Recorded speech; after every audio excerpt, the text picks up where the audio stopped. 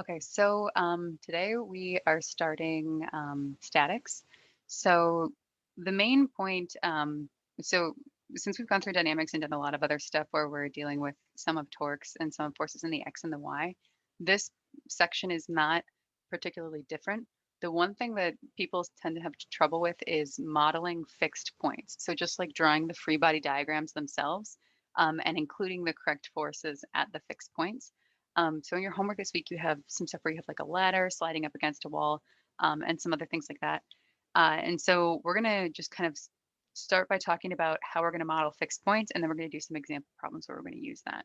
Um, okay, so here's just kind of like some diagrams here about um, objects in contact. So when we think about a fixed point, we want to think about like if the object isn't moving, we want to think of all the directions that it can possibly move. And if it can't move in that direction, we want to apply a force to that direction to pin it, basically. So with statics, we're thinking about forces as like pinning the object. So if there's a force there, it's preventing the object from moving in that direction. Um, so sometimes when we have these beams, we'll have these like pinning forces on the beam. I think that this might be um, basically, it's like preventing the beam from going down, preventing the beam from going into the wall. And then sometimes we have this like moment that's resisting the beam uh, from turning down.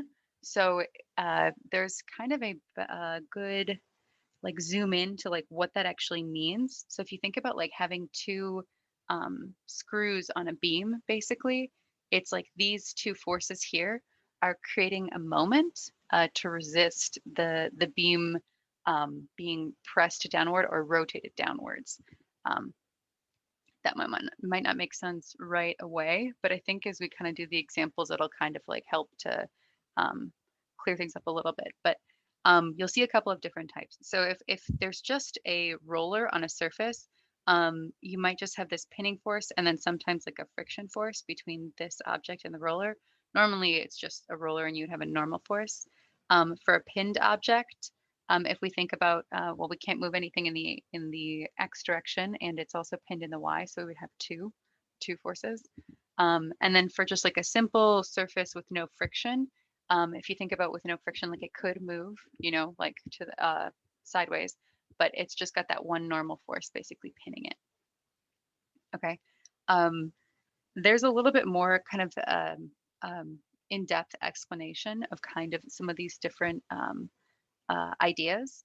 But I think the main takeaway for the types that we're going to see is an object resting on a surface where there's a friction force to pin it.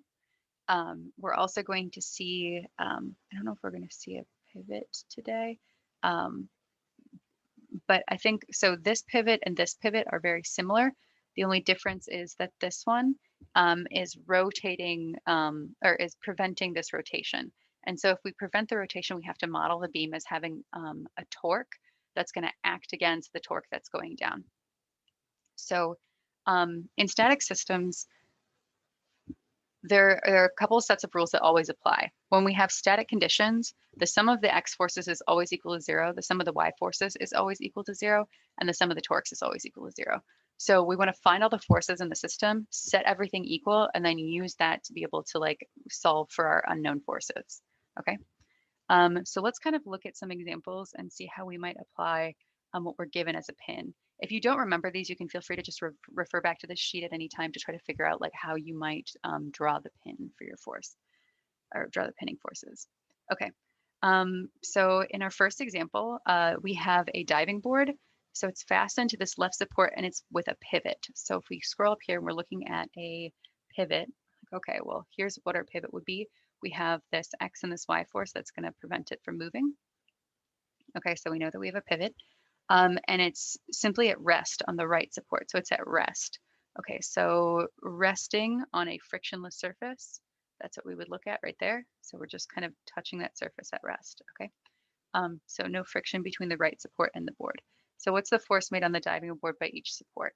Okay, so we're gonna first just break everything up into individual forces, and then we're going to kind of break this problem apart. So I feel like I should have stopped in between recording separately because we just sort of went into this one.